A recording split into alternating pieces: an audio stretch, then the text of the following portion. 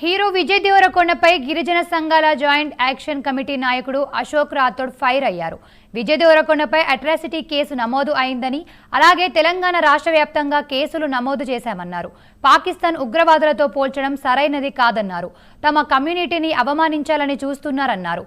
ఇదంతా ప్రమోషన్స్ కోసమే అన్నారు. విజయ్ దేవరకొండ సినిమాలను బాయ్కట్ చేయాలని పిలుపునిచ్చారు.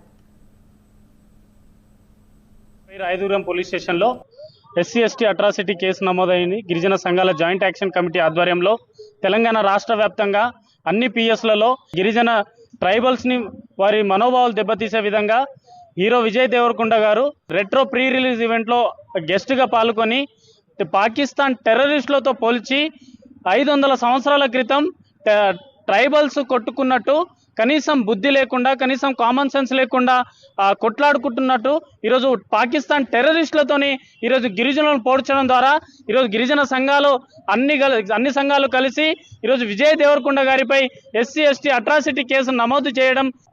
హీరో విజయ్ దేవరకొండ గారిపై రాయదుర్గం పోలీస్ స్టేషన్లో